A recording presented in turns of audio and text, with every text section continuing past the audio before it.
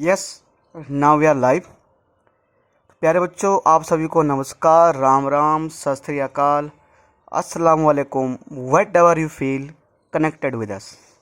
तो प्यारे बच्चों, आप लोग जानते ही हैं कि हम लोग एक्सरसाइज 3.4 कंप्लीट कर चुके हैं और आज कर रहे हैं हम एक्सरसाइज 3.5। और ये अभी जो हमारा लेक्चर चल रहा है, ये हमारा लेक्चर चल रहा है, एक सीरीज चल रही है। किस चीज़ का? वो चल रहा है न्यूमेरिकल्स का। हम सब कुछ कंप्लीट कर चुके हैं पर हमें न्यूमेरिकल बाकी रह गए हैं। हम लोग जानते हैं एक्सरसाइज 3.5 में question first second third complete हो चुका है। फर्स्ट सेकंड थर्ड कंप्लीट हो गया बेटा। फोर्थ करेंगे, क्वेश्चन नंबर फोर्थ करेंगे। और फोर्थ के कितने पार्ट हैं? 5 पार्ट हैं। ठीक है, तो फोर्थ के 5 पार्ट को वन बाय वन क्या करेंगे? क्वेश्चन नंबर फोर्थ के 5 पार्ट को वन बाय वन हम डील करेंगे। ठीक है सर, चलिए सर करते हैं जरा फटाफट, वन बाय वन डील करते हैं इसको, सभी पार्ट्स को। देखिए सर, है ना, तो सर एक बार देखते हैं क्या कह रहा है क्वेश्चन फोर्थ ही। क्या बोलना ये कह रहा है सर कि find form the pair of linear equation in the following problem and find their solution if exist by algebraical method. तो यहाँ पर एक चीज़ बढ़ गया है। ये बोल रहा है कि भैया जो आपके पास नीचे कोई प्रॉब्लम दी गई है उसको लीनियर इक्वेशन बनाओ, उसको रैखिक समीकरण बनाओ। ठीक है, और सॉल्व किससे करना है? By algebraical method. मतलब मेथड कोई से हो सकता है, यहाँ पर हमारी मर्जी है। चाहे उसको हम एलिमिनेशन मेथड से सॉल्व करें, चाहे सब्स्टिट्यूशन मेथड से सॉल्व करें, चाहे उसको हम क्रॉस मल्टीप्लिकेशन मेथड से सॉल्व करें, किसी मेथड से सॉल्व करें, अपनी मर्जी चलेगी यहाँ पर। चलो कोई नहीं, मर्जी अपनी चलेगी। ठीक है, देखो sir, a part of monthly hostel charge is fix and the remaining depend on the number of days one has taken food in the mess. One student A takes food for 20 days, has paid 1000 hostel charge, whereas the student who takes food for 26 days pay rupees 1180 as hostel charge. Find the fixed charge and cost of food per day. बच्चों क्या कह रहा है कि अगर हम कह रहे हैं, कोई लोग जानते हो ना, जैसे आप लोग भी हो, बड़े हो जाओगे तो 12th पास करने के बाद किसी कॉलेज में पढ़ने जाओगे कहीं पर, या आउट ऑफ इंडिया जाते हो तो हॉस्टल में रहोगे। तो हॉस्टल में खाने का चार्ज रहता है और सोने का चार्ज लगता है, हॉस्टल चार्ज होता है। A part monthly hostel charge is fixed and the remaining depend on the number of days food taken in the mess. ये बड़ी लाइन है। क्या अगर आप किसी हॉस्टल में रहते हो तो एक फिक्स चार्ज तो देना ही है। एक फिक्स चार्ज जो आपको देना ही है। फिक्स चार्ज मतलब आपको देना ही है भैया। ये जैसा मतलब फिक्स चार्ज देने का मतलब ये है कि जैसे आप मान लो हॉस्टल में गए तो उन्होंने को भैया 100 रुपये तो लगेगा 100 रुपये तो लगना ही है। प्लस उसके बाद हर एक दिन का खाने का चार्ज अलग। जैसे कि अगर मैं वहाँ पर रहता हूँ हॉस्टल में 10 दिन, मैं रहता हूँ वहाँ पर तो 30 दिन रहता हूँ मैं, तो उन्होंने कहा भैया एक दिन का खाने का चार्ज कितना? 50 रुपये, है ना। क्या देख रहे हो आप, है ना। फिक्स चार्ज तो है ही है।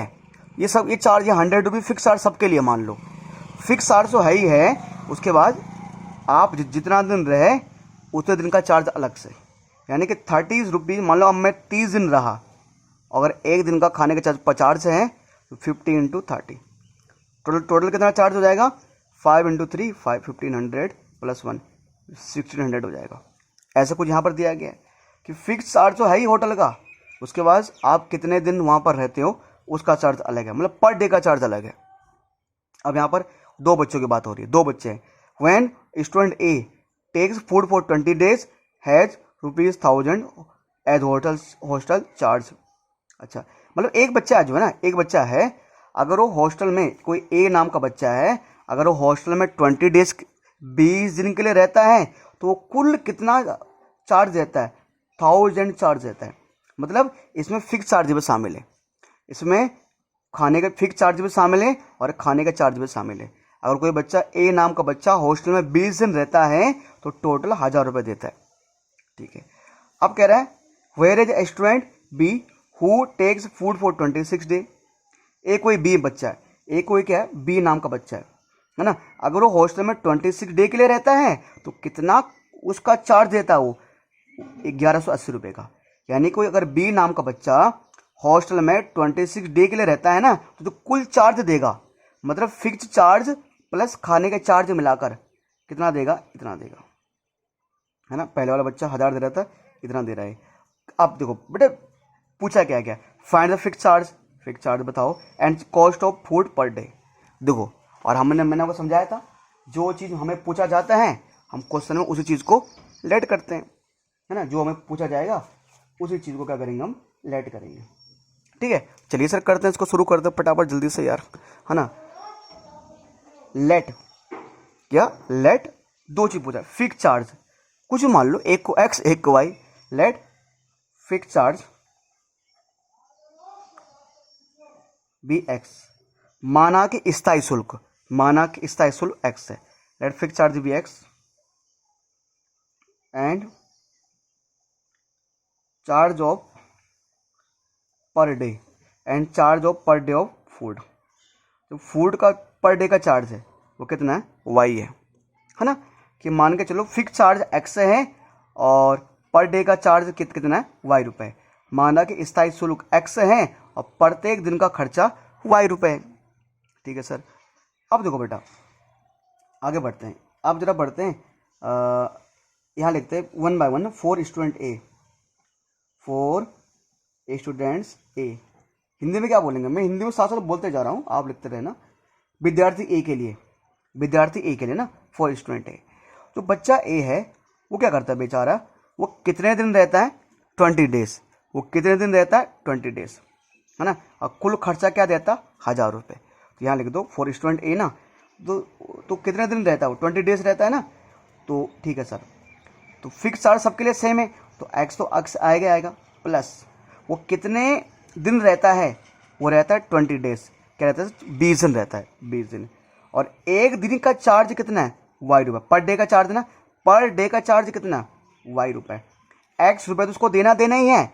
उसके बाद 1 डे का चार्ज वाई है, 20 इंटू वाई प्लस एक्स जो भी है, इज इक्वल टू में, है ना।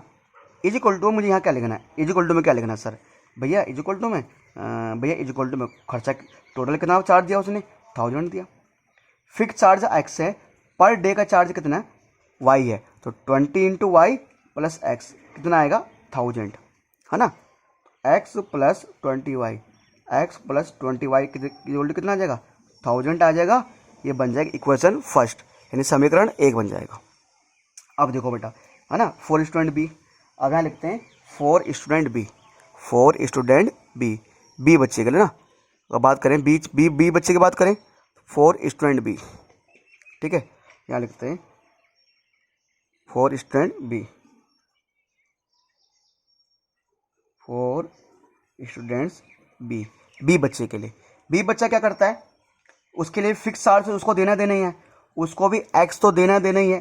ठीक है, एक दिन का खर्चा, है ना, ये बच्चा एक्स तो उसको देना ही है।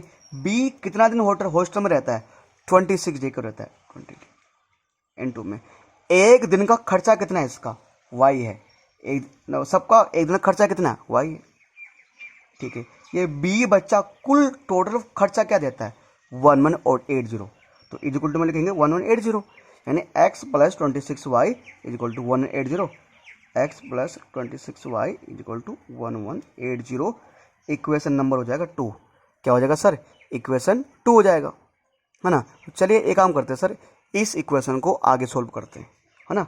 दोनों को सोल्व करते हैं किस मेथड से, किसी मेथड सोल्व कर लेते हैं। तो इसको चलो सोल्व करते हैं नेक्स्ट पेज में। ये रे प्यारे बच्चों आपको 2 इक्वेशन ना, क्या sir, X plus 20 Y equal to 1000 और X plus 26 Y equal to 1180। ठीक है, अच्छा तो प्यारे बच्चों एक चीज़ देखो आप जल्दी से, हो गया सोल्व किससे करोगे यार, वही किससे, एलिमिनेशन मेथड से। तो by using elimination method, Hindi में बोलेंगे विस्थापन विधि का, है ना, विस्थापन विधि का प्रयोग करने पर। अब आप लोग जानते हो एलिमिनेशन मेथड में क्या करते हैं, देखते हैं कौन इक्वल है। तो वाई वाले इक्वल है नहीं, कौन इक्वल है, एक्स वाले, और इक्वल तो है उनका साइन भी सेम है। जब साइन सेम होता है तो क्या करते हैं हम, सब्ट्रैक्ट करते हैं। तो यानी यहाँ लिख देंगे subtract equation second from first, यानी समीकरण 2 को समीकरण 1 में से घटाने पर। जब भी सब्ट्रैक्ट करते हैं साइन चेंज करते हैं, ये हो जाएगा माइनस, ये हो जाएगा माइनस, ये हो जाएगा माइनस, सबके साइन चेंज हो जाते हैं, है ना। प्लस की जगह माइनस, प्लस की जगह माइनस, प्लस की जगह माइनस, एक्स प्लस का एक्स माइनस का कैंसिल हो जाएंगे। तो ये 20y है, 20y में से कितना सब्ट्रैक्ट करना है, 26y। राइट हैंड साइड कितना आ रहा है, 1000, 1000 में से कितना सब्ट्रैक्ट करना है, 1180, ठीक है। 20y में से सब्ट्रैक्ट करोगे 26y, कितना आएगा, -6y।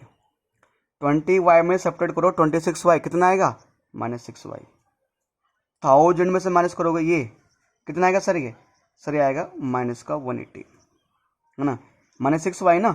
1000 में से 1180 माइनस करोगे माइनस का 180 आएगा, माइनस माइनस कैंसिल, तो 6y इक्वल टू क्या हो जाएगा बेटा, ये 180 हो जाएगा ना। तो सर ये कैंसिल हो गया हमारे पास। अब ये y मल्टीप्लाई में है तो राइट साइड जगह क्या हो जाएगा, डिवाइड में। तो y इक्वल टू 180 अपन में 6, 6 3 जा 18, पीछे क्या आ जाएगा, 0 आ जाएगा, 6 है ना, 6 से 18 क्या आ जाएगा, 0। ये जो वैल्यू आई आप लोग जानते हैं, क्या करेंगे, इक्वेशन फर्स्ट या सेकंड में पुट करो।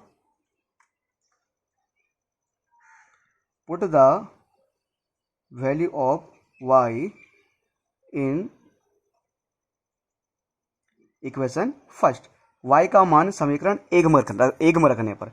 इक्वेशन फर्स्ट क्या, ये रहा, क्या दिख रहा है इक्वेशन फर्स्ट, हम देख रहे हैं x plus 20y equal to 1000। y की वैल्यू कितनी आई है, 30 आई है। जहाँ पर y है वहाँ कितना आएगा, 30 इक्वल टू कितना आएगा, 1000। x plus 2 into 3 6, 600 equal to 1000। 600 plus का है, राइट हैंड साइड जगह हो जाएगा माइनस का, 1000 माइनस 600 कितना आ जाएगा, 400। कितना आ जाएगा सर, ये आ गया हमारा 400, है ना। अच्छा तो प्यारे बच्चों, यानी यहाँ पर हमारे 2 आंसर आ चुके हैं, क्या आ चुके हैं, 2 आंसर, है ना। अच्छा x की वैल्यू कितनी आई है, 400, y की वैल्यू कितनी आई है, 30। तो x को मैंने क्या माना था, इसको माना मैंने फिक्स चार्ज, लिख दो, हैंस फिक्स चार्ज इज, है ना, अतः स्थायी शुल्क 400 माना था, 400, और हैंस क्या था हमारे पास, ये y हमने कैलकुलेट किया था, पर डे चार्ज, है ना। हैंस पर डे चार्ज हमने क्या माना, 30 माना था, है ना। फिक्स चार्ज भी आ गया और पर डे चार्ज भी आ गया, ठीक है सर। तो ये सर ये हमारा सोल्व हो चुका है। फिक्स चार्ज 400 और per day charge 30। Fix charge 400 और पर डे चार्ज क्या आ गया, 30 आ गया, ठीक है। तो उम्मीद कर रहा हूँ प्यारे बच्चों आप इस क्वेश्चन को समझे होंगे, और बहुत ही आसान तरीका बेटा, मतलब बहुत ही आसान क्वेश्चन है, ज़्यादा कोई बड़ी बात नहीं है इस क्वेश्चन में, ठीक है। तो अगर आप सब इसको समझ चुके हो तो एक काम करते हैं प्यारे बच्चों, क्वेश्चन नंबर 2 ट्राई करते हैं। फर्स्ट एंड हो गया, अब ट्राई करेंगे सेकंड क्वेश्चन। अब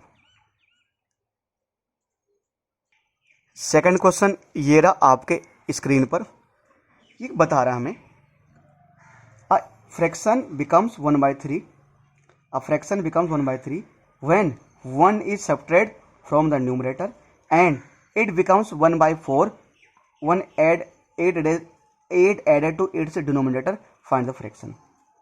देखो बच्चों, ये फ्रैक्शन वाला आपको मैंने 2-3 क्वेश्चन मैंने पहले करा चुका हूँ, ठीक है सर। फ्रैक्शन वाले में 2-3 क्वेश्चन पहले करा चुका हूँ। इन क्वेश्चनों में मैं ये क्वेश्चन की लैंग्वेज क्या कर रहा है, क्या इसमें करना है क्या नहीं करना, वो छोड़ो। मैंने क्या बोला, सबसे पहले फ्रैक्शन वाले क्वेश्चन में हमें, फ्रैक्शन में 2 चीज़ होता है, एक होता है न्यूमरेटर, एक होता है डिनोमिनेटर। तो क्या करो, सबसे पहले करो let numerator be X. Numerator क्या मान लो, एक्स मान लो, है ना। दोनों में से किसी एक को तो एक्स मानना पड़ेगा, तो लेट न्यूमरेटर, तो लिखना भूल गया, लेट न्यूमरेटर भी एक्स। अरे फ्रैक्शन ये ऐसा होता है ना, मान लो 5/2, ऊपर वाला न्यूमरेटर होता है, नीचे वाला डिनोमिनेटर होता है, ऊपर वाला अंश होता है, नीचे वाला हर होता है। तो लिख लो, माना कि अंश एक्स है और लेट डिनोमिनेटर बी वाई, वही वाई हो जाएगा। अरे उस पर आएंगे, मीनिंग समझाऊंगा, पहले देख तो लो यार। मानना कि अंश x है और हर y है, तो फ्रैक्शन, जो फ्रैक्शन बनेगा यानी कि जो भिन्न बनेगा वो क्या होगा, x अपॉन में y। फ्रैक्शन ये बन गया भाई।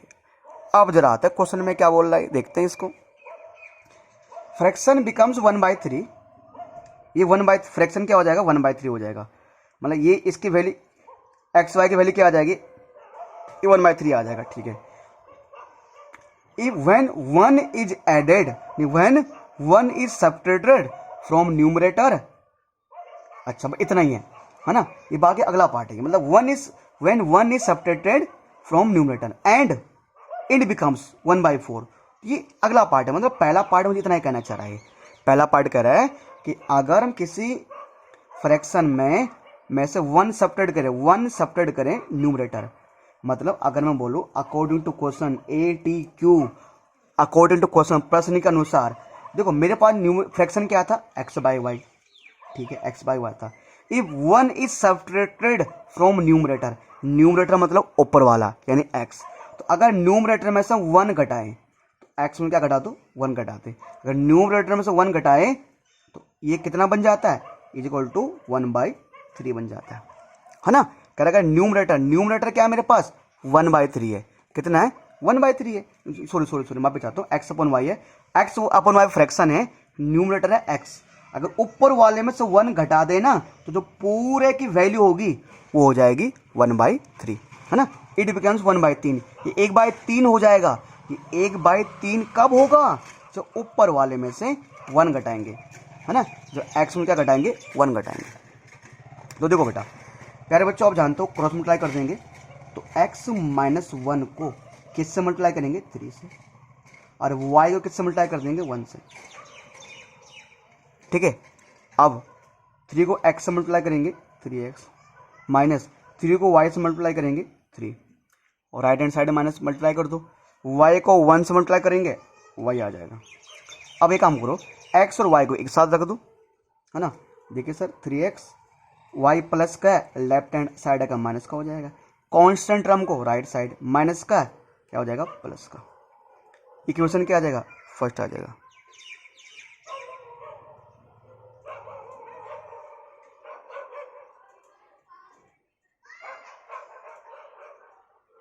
ठीक है, हो गया सर। अच्छा अब क्या करो प्यारे बच्चों, अब इसका अगला पार्ट देखते हो, है ना। अगेन लिखता हूं मैं यहाँ पर, अगेन ATQ, यानी दोबारा से क्वेश्चन के अकॉर्डिंग, है ना। इसका सेकंड पार्ट देखते हैं। सर सेकंड पार्ट कह रहा है इट बिकम्स 1/4, मतलब फिर से इस फ्रैक्शन की वैल्यू क्या हो जाएगी, 1/4 हो जाएगी। मैं पहले लिख देता हूँ भाई, 1/4 हो जाएगी इसकी वैल्यू, इज इक्वल टू ना। अच्छा it becomes 1/4 when 8 is added to denominator, when 8 is added to denominator, अगर डिनोमिनेटर में हम 8 जोड़ें, अगर डिनोमिनेटर में कितना जोड़ें, 8, डिनोमिनेटर मतलब हर, अगर हर में कितना जोड़ें, डिनोमिनेटर मतलब क्या होता है, हर, अगर हर में कितना जोड़ें, 8 जोड़ें, हर में 8 जोड़ें, हर मतलब होता है नीचे वाला ना, तो भाई फ्रैक्शन मेरे पास पहले x अपॉन वाई ऐसा था, है ना। नीचे वाले में कितना जोड़े, 8 ना, उसमें जोड़े 8, उसमें कितना ऐड करना है, 8 करना है, तो 1/4 हो जाएगा। क्या करना है सर, क्रॉस मल्टीप्लाई, ठीक है। x को किससे मल्टीप्लाई करना है सर, 4 से, और y प्लस 8 को किससे मल्टीप्लाई करना है सर, 1 से। अब देखिए सर 4 को मल्टीप्लाई करेंगे x से, 4 को मल्टीप्लाई करेंगे x से, तो सर कितना होगा ये, 4 को मल्टीप्लाई करोगे x से कितना होगा, 4x। y प्लस 8 को 1 से मल्टीप्लाई करेंगे तो y प्लस 8 ही आएगा, y प्लस 8 को 1 से मल्टीप्लाई करेंगे तो y प्लस 8 ही आएगा।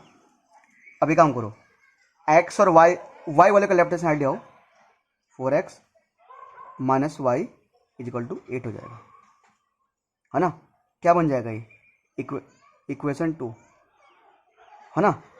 क्या बन जाएगा, इक्वेशन 2, है ना। ये फर्स्ट हो गया, सेकंड हो गया सर। अब एक काम करते हैं सर, इसको सोल्व करते हैं दोनों इक्वेशन को, और कहाँ सोल्व होगा सर ये, इसको सोल्व करते हैं नेक्स्ट पेज, मतलब चलिए सर इसको सोल्व करते हैं। 3x minus Y equal to 3 और 4x minus Y equal to 8, है ना। सोल्व करते हैं। देखो सर अब सोल्व करने का तरीका क्या है, सोल्व करने का तरीका क्या है, ठीक है। ये तरीका है पहले कि पहले काम करते हैं कि कौन से मेथड से करें, इसको करते हैं कौन से, किसी मेथड से कर लो। मान लो इसको सोल्व कर रहा हूँ एलिमिनेशन मेथड से, तो देखते हो कौन एक्स वाले इक्वल है नहीं, कौन इक्वल है, वाई वाले, माइनस वाई। और जब साइन सेम होता है, ये भी माइनस ये भी माइनस है, तो हम करते हैं सब्ट्रैक्ट। लिख दो subtract equation second from first. Hindi में समीकरण 2 को समीकरण 1 में से घटाने पर। और जब भी सब्ट्रैक्ट करते हैं सबके साइन चेंज हो जाते हैं, है ना।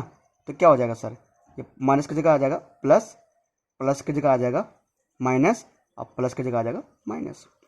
तो y माइनस का था, y प्लस का था, कैंसिल, है ना।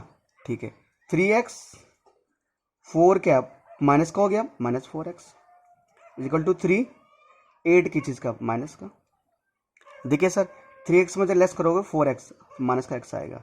3 में से घटाओगे 8, तो बेटा कितना आएगा, -5। 3 में से घटाओगे 8, है ना। तो बेटा 3 में से हमने घटाया 8, कितना है, -5 आया। अब देखो प्यारे बच्चों, सर क्या हम माइनस माइनस को कैंसिल कर सकते हैं, जल्दी बोलो सर। सर क्या हम माइनस माइनस को कैंसिल कर सकते हैं, हाँ तो कैंसिल कर सकते हैं सर। तो x इक्वल टू कितना आ जाएगा सर, 5 आ जाएगा। अच्छा x इक्वल टू 5 आ गया। अब इस x की वैल्यू इक्वेशन फर्स्ट या सेकंड का इनपुट कर दो।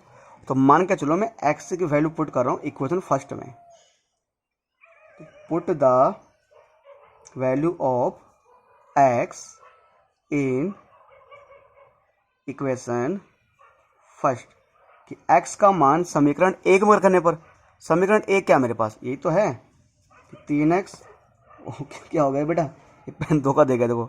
ठीक है 1 मिनट, वेट ए मिनट, हाँ पेन धोखा दे गया, किसी और पेन से करना पड़ेगा। क्या 3x minus Y, 3x minus Y equal to 3, लग रहा है उसको ज़्यादा पुश कर दिया मैंने। 3x minus Y equal to 3, तो x की जगह कितना आएगा 5, यहाँ आएगा 5 माइनस वाई। ठीक है, उसके बाद 5 3 15 माइनस वाई इक्वल टू 3। ये लेफ्ट हैंड साइड प्लस का है, राइट हैंड साइड जगह माइनस का हो जाएगा। ठीक है, माइनस का y इक्वल टू 3 में से माइनस करो 15, माइनस का 12 आ जाएगा, माइनस माइनस कैंसिल हो जाएगा, y की वैल्यू 12 आ जाएगी और x की वैल्यू 5 आ जाएगी। ठीक है, x बराबर 5, y बराबर कितना आ जाएगा 12 आ जाएगा। ठीक है सर। अच्छा अब देखिए सर x बराबर 5 और y बराबर कितना आ जाएगा 12 आ जाएगा। ठीक है, तो अब फ्रैक्शन क्या माना था हमने, फ्रैक्शन, तो फ्रैक्शन था, फ्रैक्शन मतलब विन, यहाँ लिख देंगे हैंस, हैंस यानी आता है, हैंस मतलब आता है। फ्रैक्शन हमने क्या माना था, विन, एक्स अपन वाई माना था, तो एक्स अपन वाई माना था, तो एक्स की वैल्यू कितनी आई है 5 और वाई की वैल्यू कितनी है 12, तो फ्रैक्शन क्या हो जाएगा 5/12 और 5/12 क्या हो जाएगा सर, हमारा आंसर हो जाएगा। ठीक है प्यारे बच्चों, तो प्यारे बच्चों अगर इसको समझ गए हो, आप क्वेश्चन 2 को समझ गए हैं, क्वेश्चन 2 को समझ गए हैं, तो बढ़ते हैं इसके थर्ड पार्ट की तरफ, इसके थर्ड पार्ट की तरफ।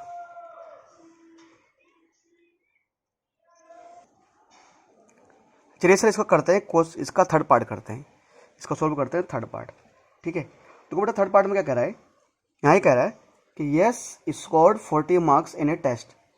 ठीक है, और getting 3 marks for each right answer and losing 1 marks for each wrong answer, had 4 marks been awarded for each correct answer and 2 marks have been deducted for each correct answer, then yes would have been scored 50 marks. How many question were there are the test?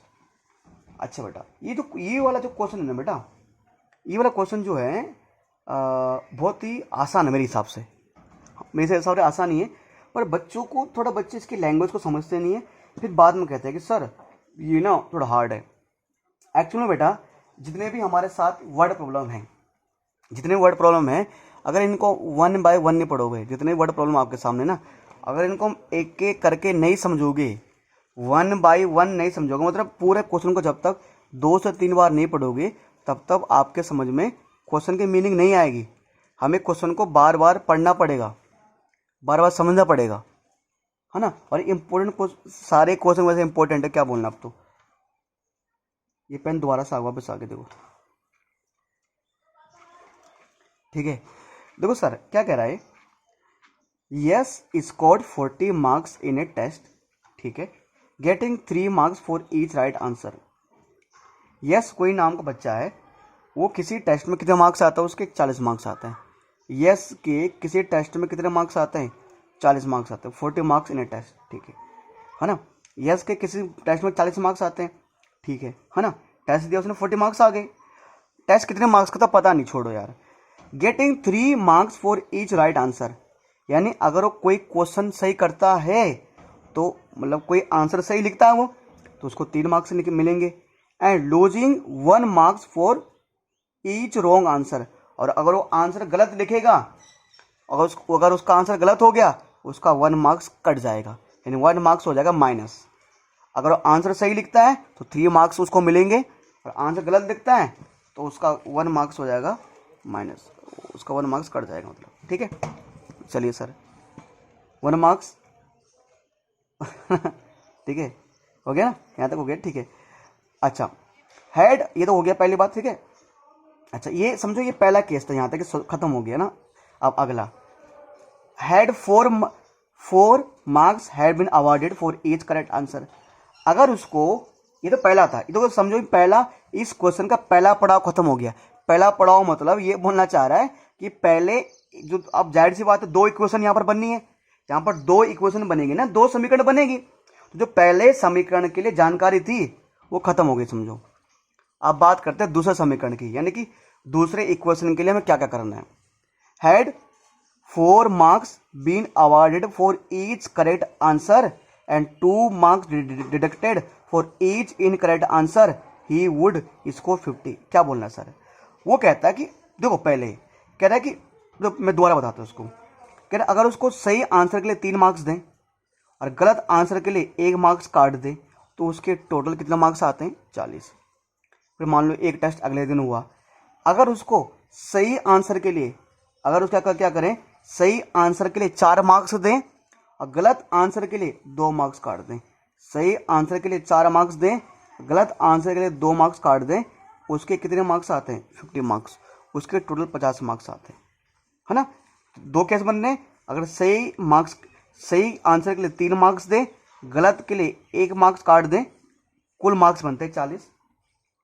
और अगर सही answer के लिए 2 marks दें, नहीं 4 दें, और गलत के लिए 2 काट दें, कुल बनेंगे उसके 50। ठीक है सर, तो एक काम करते हैं, जरा इसको सोल्व करते हैं, ठीक है। अब यहाँ पर बोला क्या गया है, यहाँ मुझे पूछ क्या रहा है, how many question are there in test. तो मैंने तो आपको कहा था बेटा, जो हमें पूछा जाता है उसी को लेट करते हैं हम। पर यहाँ पर तो यार ये पूछ रहा है कि how many test were there in the, how many question, कि टेस्ट में कितने क्वेश्चन थे। यहाँ पर तो मुझे एक ही चीज़ पूछ रहा है, 2 चीज़ पूछे तो बात है ना, जैसे अगर एक को एक्स मानूंगा, एक को वाई मानूंगा, तो मैंने मान लिया अगर उसके टेस्ट में कुल एक्स क्वेश्चन थे, तो वाई क्या मानूंगा भाई मैं, ये दिक्कत वाली बात आ गई। तो कोई दिक्कत नहीं सर, हमें ना थोड़ा यहाँ पर धैर्य रखना है, टेंशन मत लो आप, सवाल को पढ़ते देखो ना, इसको लेट तो करना है, कितने क्वेश्चन थे उस पर आते हैं। अब देखो बेटा क्वेश्चन कितने थे, थोड़ा सा अब यहाँ पर ना, ये जो सवाल है बेटा, हमें भी दिक्कत होती थी अपने टाइम पर हमने बार बार पढ़ा, बार बार जब इसको रीड किया समझ गए। बट एक चीज़ देखो यहाँ पर समझो, मान के चलो टोटल टेस्ट में 15 क्वेश्चन, कितने क्वेश्चन थे, 15। तो क्या होगा, अब उसने मान के चलो टोटल 15 क्वेश्चन थे, तो मान के चलो उसने 15 में से 10 क्वेश्चन सही किए, 10 क्वेश्चन क्या किए सही, और 5 क्वेश्चन कर दिए गलत, है ना। टोटल 15 क्वेश्चन थे, तो 10 क्वेश्चन उसके सही बैठते हैं, 10 क्वेश्चन उसके सही हुए हैं और 5 क्वेश्चन उसके हो गए गलत।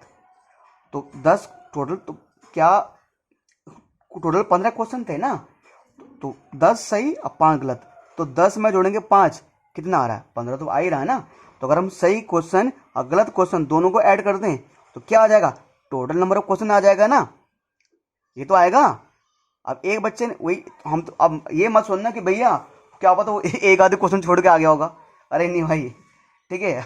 हम ये मान के चल रहे हैं यहाँ पर, तुम्हारी तरह नहीं है वो कि एक आधे क्वेश्चन छोड़ के आ गया होगा, नहीं, हमें मान के चल रहे हैं कि उसने सारे क्वेश्चन सोल्व किए हैं, मानना पड़ेगा भाई, ये फैक्ट है ये।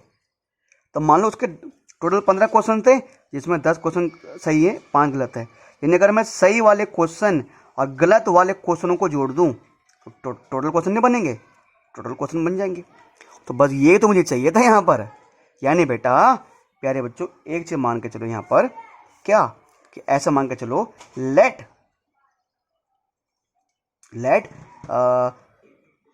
क्या यहाँ पर जो बोला गया ना कि उसको सही 3 marks for each right answer, ऐसे बोल दो कि मान के कुछ ऐसा मान के चलो राइट आंसर ना, चाहे अगर क्वेश्चन है तो आंसर भी होगा ना।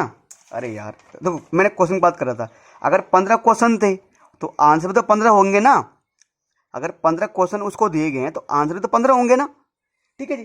तो ऐसे मान के चलो जैसे कि कुछ नहीं, मैं मान लो लेट क्या माने यहाँ पर, let the number of correct answer, number of, है ना, जो मान लो number of correct answer, correct है ना, जो करेक्ट आंसर है उसकी, जो उसने सही आंसर दिए वो कितने दिए, है ना, वो कितने आंसर दिए उसने सही, एक्स मान लो। लेट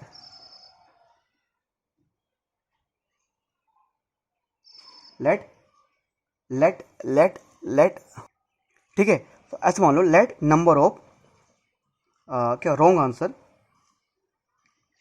आंसर, ठीक है, नंबर जो भी हमारे पास नंबर ऑफ रॉन्ग आंसर वो वाई हो गया। देखो बेटा मैं यहाँ पर ये मान कर चल रहा हूँ कि उसने सारे क्वेश्चन किए थे, तो अगर उसके पास जैसे 15 क्वेश्चन थे और वो सारे क्वेश्चन करता है, मान के चलना पड़ेगा बेटा यहाँ पर, अगर 15 क्वेश्चन है तो आंसर क्या होंगे, 15 होंगे भाई, है ना, 15 क्वेश्चन होंगे तो 15 आंसर। 10 क्वेश्चन उसने सही किए तो यानी उसके 10 आंसर सही है ना। तो क्वेश्चन आंसर मतलब क्वेश्चन आंसर में यहाँ पर ज़्यादा फर्क मत समझना, भले वो मुझे एक कुल नंबर ऑफ क्वेश्चन बोल रहा है ना, तो मैं क्या लेके मान के चल रहा हूँ कि उसने जो टोटल क्वेश्चन किए, करेक्ट क्वेश्चन तो एक्स थे और गलत क्वेश्चन क्या थे, वाई थे। मतलब जो उसने गलत क्वेश्चन किए उसने सोल्व, जो उसने सही आंसर लिखे वो एक्स लिखिए और गलत आंसर लिखे वाई। हिंदी में क्या बोलेंगे इसको, हिंदी वाले बच्चे से देख सकते हैं, माना कि सही उत्तरों की संख्या, माना कि सही उत्तरों की संख्या x और गलत उत्तरों की संख्या y, सही उत्तरों की संख्या x और गलत उत्तरों की संख्या y, ये हो गया। अब देखते हैं बेटा, 2 बच्चे हैं तो ऐसे बोल सकते हैं। अब यार दोबारा से ये तो बेटा दोबारा से टूट गया यार, ये लगता है मेरे से नाराज हो जा रहा है, का बेचारा जिस पे है ना, क्या होगा भाई तुझे हैं, ठीक है, ये लग रहा है नाराज हो रहा है मेरे से यार, है ना। चलो पेन ले ले, दूसरा पेन ले ले मैंने अब, ठीक है। तो ऐसा मान लो लेट रॉन्ग आंसर जो मेरे पास आई था, ठीक है। अब according to question ATQ, according to question, ठीक है, व्हेन ही स्कोर्ड 40 मार्क्स, यानी कि हिंदी में बोलेंगे जब जब यश को 50 मार्क्स प्राप्त हुए, जब यश को 50 मार्क्स प्राप्त हुए, है ना। अब देखो जब उसको 50 मार्क्स प्राप्त होते उसके लिए कंडीशन क्या है, देखो बेटा 50 मार्क्स प्राप्त होते उसको getting 3 marks for each answer, यानी सही आंसर के लिए क्या लिखता हो, अगर सही आंसर लिखेगा उसको 3 मार्क्स मिलेंगे, सही आंसर लिखेगा तो क्या मिलेगा, 3 मार्क्स मिलेंगे। तो 3 मार्क्स मिलते हैं, 3 मार्क्स मिलते हैं किसके लिए, सही आंसर के लिए। तो मैंने उसने कितने आंसर सही लिखे थे, x, तो 3 × x, प्लस में हो गया ना, 3 × x क्यों किया, क्योंकि 3 मार्क्स मिलेंगे किसके लिए, सही आंसर लिखेगा तो 3 × x, ठीक है। अच्छा गलत आंसर के लिए क्या किया, उसको 1 मार्क्स कट जाएगा, गलत आंसर के लिए कितना मार्क्स कट जाएगा, 1। तो बेटा कटने का मतलब है ना, जब बोले कट जाएगा तो कट जाएगा मतलब माइनस, लूजिंग मतलब कम हो रहा है, तो मतलब माइनस, ऐसे लिख दो ब्रैकेट में -1। तो गलत क्वेश्चन कितने थे, इनटू में y। सही क्वेश्चन के लिए आंसर सही लिखेगा 3 मार्क्स मिलेंगे, आंसर गलत लिखता है तो माइनस वाई मार्क्स मिलते हैं। तो ये sir 3 into X plus -1 into Y is equal to total कितने मार्क्स आए उसको, जब उसको सही मार्क्स और गलत मार्क्स को हमने ऐड वगैरह कर दिया, कितने मार्क्स आए उसके, 40 मार्क्स आए, है ना। अब काफ़ी बच्चे करो सर थोड़ा समझ नहीं आया। देखो बेटा मार्क अब ऐसे देखो ना, देखो मैं ऐसे समझा रहा हूँ, उसको सही क्वेश्चन के लिए 3 मार्क्स, सही मार्क्स के लिए मिलते हैं। मान के चलो उसने सही, मतलब मान के चलो उसने 10 क्वेश्चन सही किए, कितने किए 10, तो सही कितने क्वेश्चन सही किए 10, कितना मार्क्स मिल रहा है 3 मिल रहा है ना। हाँ सर प्लस लगा दो। मान लो उसने 2 क्वेश्चन गलत किए, कितने क्वेश्चन किए गलत 2, गलत के लिए कितना मार्क्स कट रहा है उसको, 1 मार्क्स कट रहा है -1। ठीक है आप देखते हैं कितना आता है यार, है ना, 10 3 30 प्लस माइनस माइनस 2 1 2, तो 30 - 2 क्या आ जाएगा 28 मार्क्स नहीं आ जाएगा उसका, है ना। ऐसे ही यहाँ पर ना ये मान लो x है, ये तो मुझे सही दिया हुआ है कि सही के लिए 3 मिलता है, गलत के लिए 1 उसका हट जाएगा। तो कितने क्वेश्चन सही किए वो x था, कितने क्वेश्चन गलत किए वो y था, है ना। तो ऐसा दोनों को जोड़ने में आ जाएगा ना।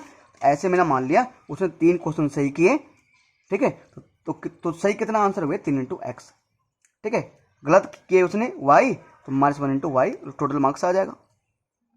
ये हो गया पहला, ठीक है, ये हो गया पहला। तो इसको सोल्व करते हैं, 3x plus minus minus Y into Y is equal to 40, इसे मान लो इक्वेशन फर्स्ट। बस यही बच्चों को दिक्कत आता है बेटा, यही बार बच्चों को दिक्कत आता है बहुत। अब फिर वैसे लिखो, सेम ऐसे लिख दो कि व्हेन, क्या लिखना है, व्हेन ही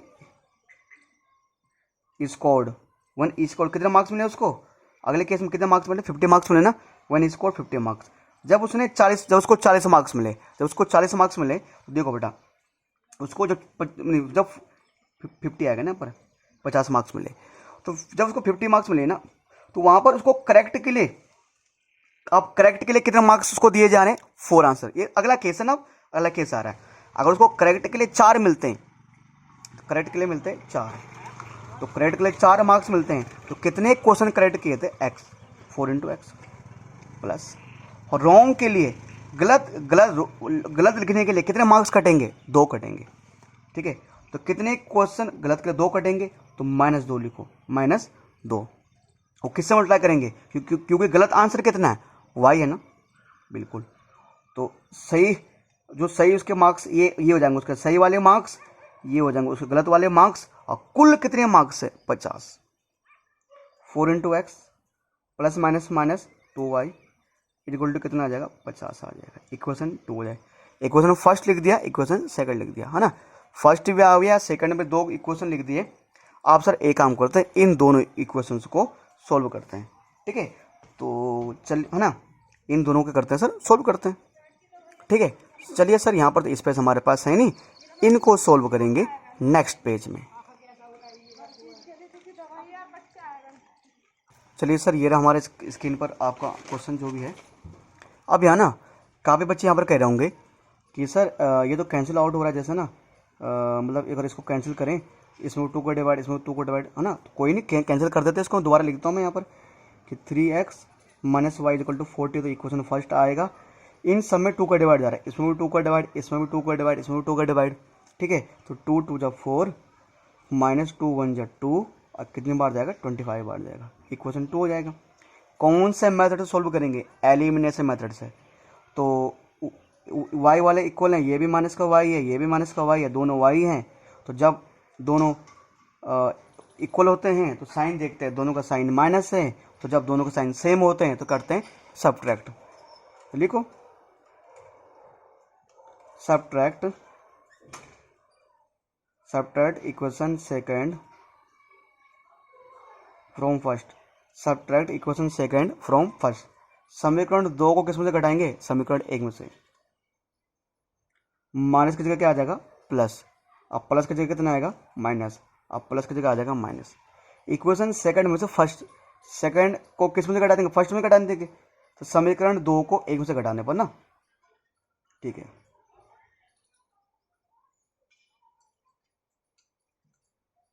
ठीक है, इक्वेशन सेकंड, है ना, क्या करेंगे, ठीक है, सेकंड इक्वेशन को घटाएंगे किस में से, फर्स्ट में से, ठीक है सर। तो कर दो सर, माइनस प्लस कैंसिल हो गया, 3x minus 2x, right hand side क्या है 40 माइनस 25, ठीक है। 3x में घटाओगे 2x कितना बचेगा x, 20 से घटाओगे 25 कितना बचेगा सर 15 बचेगा, कितना बचेगा 15 बचेगा, ठीक है सर। ये जो वैल्यू आई इसको इक्वेशन फर्स्ट में पुट कर दो, सेकंड में पुट कर दो, हिंदी में, इस बार हिंदी में लिख रहा हूँ, x का मान समीकरण एक में रखने पर, क्या लिखेंगे वही कि put the value of x in equation first. Equation first क्या सर मेरे पास है ना, इक्वेशन फर्स्ट क्या सर हमारे पास ये रहा 3x minus Y is equal to 40। तो सर जहाँ पर x है वहाँ क्या लिखेंगे 15 minus Y is equal to 40। 15 sir 15 theta कितना होगा 45 minus Y is equal to 40। Sir plus का राइट हैंड साइड जगह क्या होगा माइनस का, 40 माइनस 45, ठीक है सर। 40 में जब 45 लेस करो कितना आएगा माइनस का 5, माइनस माइनस कैंसिल, y कितना आ जाएगा 5 आ जाएगा। अब y 5 आ गया, x 15 आ गया, ये तो आ गया।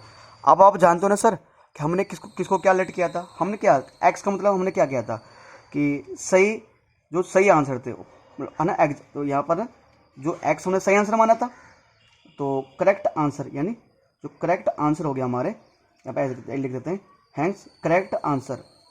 अच्छा एक मिनट, करेक्ट आंसर लिखने की आवश्यकता नहीं है, हमें करेक्ट आंसर लिखना है, हमें वो करा था। अच्छा पूछा गया था, हमें पूछा गया था कुल कितने क्वेश्चन थे, टोटल क्वेश्चन, तो hence total number of question अतः कुल प्रश्न की संख्या। अगर उसने 15 आंसर सही लिखे हैं तो क्वेश्चन में क्या रहेंगे 15, 5 आंसर गलत लिखे तो 5 आंसर गलत लिखे तो क्वेश्चन क्या रहेंगे 5, है ना। तो सही क्वेश्चन किए 15, गलत क्वेश्चन किए तो 5, तो 15 प्लस 5 कितना हो जाएगा 20। ये टोटल कितने क्वेश्चन आए थे एग्जाम में 20, टोटल एग्जाम में 20 क्वेश्चन आए थे। कुल कितने क्वेश्चन आए थे सर एग्जाम में 20 आए थे, ठीक है सर। तो इसी के साथ हमारा क्वेश्चन नंबर कौन सा था ये 20 नहीं, थर्ड पार्ट था ना, तो इसका आंसर 20 आया, ठीक है सर। तो चलिए सर अब बढ़ते हैं जो नेक्स्ट क्वेश्चन है उसके तरफ।